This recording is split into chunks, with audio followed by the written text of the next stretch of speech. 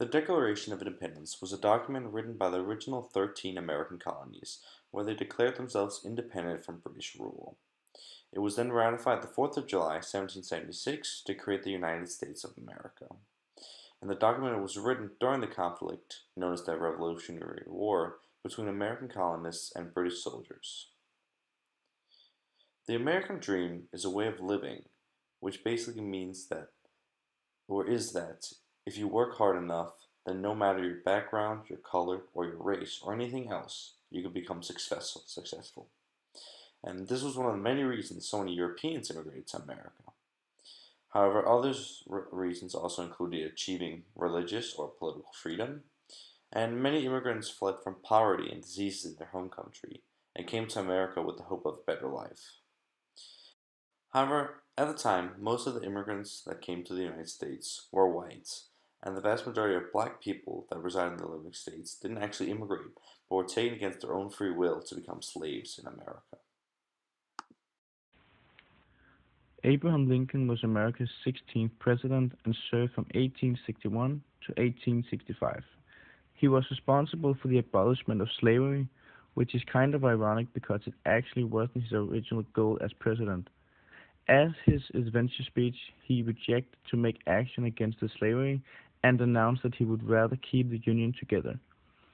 The background story is, in short terms, that Abraham Lincoln's election campaign mainly dealt with the slavery and the abolishment of this.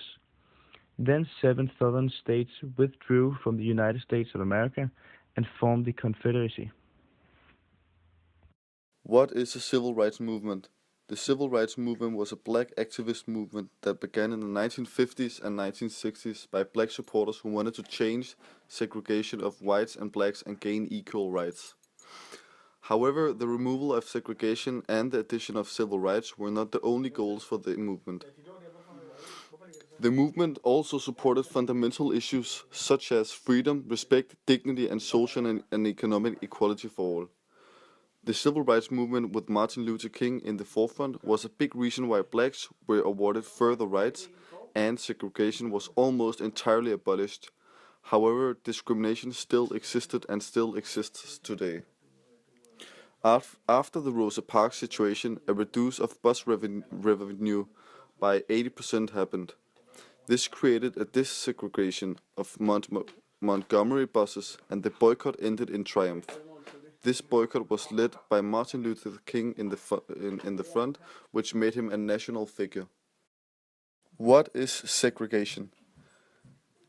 Segregation is a system that keeps different groups separated from each other, either through physical dividers or using social pressure and laws.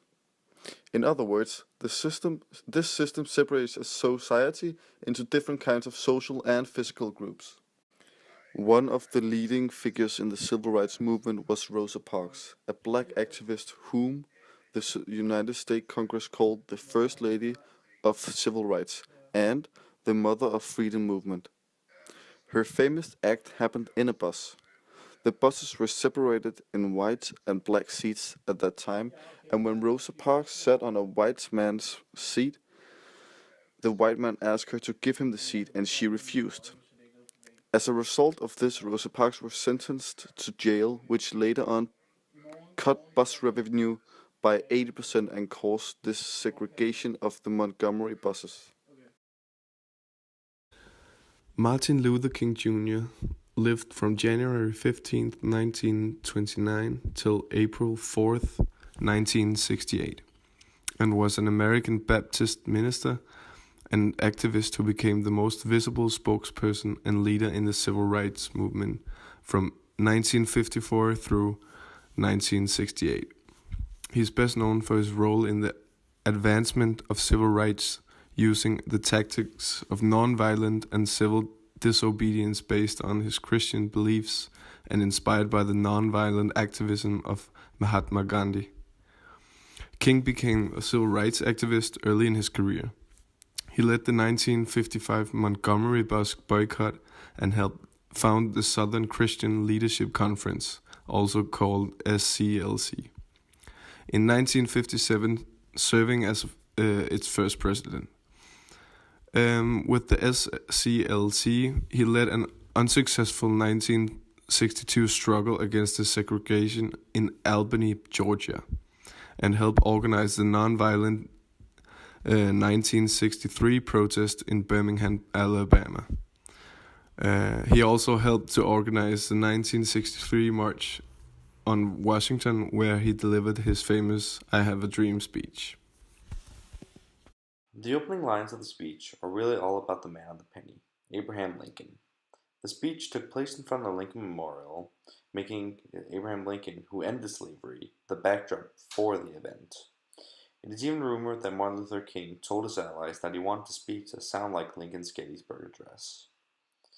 And there's a specific point to all the references to Lincoln, and it's not just about name dropping. By bringing up the captivity of slavery, Martin Luther King is making the case that discrimination, segregation, and racism were a new kind of captivity, subtler than the outright atrocity of racism, but still outrageous. Martin Luther King goes on to use an anaphora by repeating the phrase 100 years later to describe how things are for African Americans long after their Emancipation Proclamation. This drives home the message that progress has been nearly non-existent. In his use of an anaphora, Martin Luther King also incorporates an antithesis as well by saying 100 years later, the Negro lives on a lonely island of poverty in the midst of a vast ocean of material prosperity. An island and an ocean are not necessarily opposites, but they are contrasting ideas. And the significant antithesis in this sentence is the combination of poverty and prosperity. The main points in Martin Luther King's speech lies on the equality in American society. He explains how the system does not live up to the promised goals written down in the Constitution and the Declaration of Independence concerning the equal rights to any given individual, both black and white. He goes on by letting the public know that the black community will not give up until justice is achieved. Martin Luther King uses different rhetorical instruments to make the speech more powerful and convincing. King uses metaphors repeatedly throughout the text. There's a metaphor in every section and nearly every paragraph of I Have a Dream. He starts the speech with a metaphor describing the movement as a light of hope to millions of Negro slaves. He continues in the same sentence by describing slavery as searing in the flames of withering injustice. The I Have a Dream section of the speech also uses metaphors. In fact, the idea of a dream as a representation of historical progress is a metaphor in itself, as the discrimination in Mississippi is the heat of the oppression. Across America, racism is jangling, a word that reminds the reader of clanking jail keys. As Martin Luther King is a skilled speaker, the metaphors makes the speech seem alive and exciting. King also uses alliteration. In paragraph 14, Martin Luther King described Mississippi as a state sweltering with racism. The repetition of the S sound is alliteration. Sweltering is repeated in alliteration a few different times throughout the speech as well. This cements the idea of sweltering, uncomfortable heat and reminds the listener of just how bad things have been for African Americans. Furthermore, King uses the alliteration, as he calls the energy of the civil rights movement, marvelous new maliciously. King also uses anaphora in his speech. King repeats the phrase, "Now is the time," in 4 straight sentences. The purpose here is to make a particular idea or theme stick in the audience's memory, in case he's attempting to make an argument for the urgency of getting change done now. King has a section in his speech where he uses financial imagery. This he does to underline the fact that the American people owe the African American population for the segregation and discrimination. They have failed to treat them with respect. The promissory note is usually a phrase used to underline that someone owes you money you have the right to. In this case, the American nation is owing the African Americans freedom. Therefore, the American nation has failed to give the African Americans what they deserve. These insufficient funds means that they haven't given them enough or not enough money. The Bank of Injustice is bankrupt is a symbol of the fact that the people who are supposed to maintain the justice in America are not, which means there are no justice for the black men in America. The system is therefore bankrupt. With the phrase "now is the time," King is making it clear that the black people have suffered enough, and thereby says that it's time for a revolution in terms of removing the segregation in America. The phrase "I have a dream" is probably the most known words in the speech. And "I have a dream," the repeating concept of the dream, stands for a change of vision upon racial progress. So King's dreams are a symbol for real life changes. The last phrase, "let the freedom ring," is a metaphor for setting the black community free from segregation. Another speaker who uses repetition in a speech is Barack Obama. He uses the famous words and anaphora, "yes we can," in several speeches during his campaign in 2008. The phrase is used to shine a light upon the American political history and to combine the history with his political campaign. It is used to state a difficult but also manageable tasks that they are facing. King does not incite for the black people to use violence. He means the brutality and violence they meet should be met with a soul force. Again and again we must rise to the majestic heights of meeting physical force with soul force, he says. He thereby incites that the segregation and discrimination should not be met with physical force, but non-violent protests. King's message in the speech is clear. His movement is not stopping. King continues by giving encouragement to the people who went to jail or got attacked by police while demonstrating for civil rights. Then he assures that everyone in the audience won't be satisfied until there's total equality in America. King has a religious background, which is very much reflected in his speech. He was an American Baptist minister, an activist who became the most visible spokesperson and leader in the civil rights movement, which he speaks of in the speech American Dream. King uses a lot of pathos in the text, as he puts a lot of feeling into his words. This he does by including examples and a heavy use of metaphors, as earlier mentioned. Conclusion.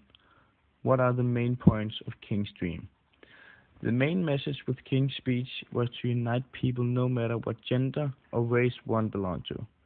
His dream was to end this oppression among black people. King stresses that this is not just a problem for the black community, but in fact for all Americans as well. King uses the phrases like "my country" to make black people who he presents like they belong to America, just like the white people. King keeps on repeating the phrase "let freedom ring," which he does to connect the civil rights struggle with the ideals of the founding fathers of America. And did his dream then come true? And the short and straight up answer is no. But it's a very difficult question, because either yes or no, because people can interpret the achievement of King's dream differently.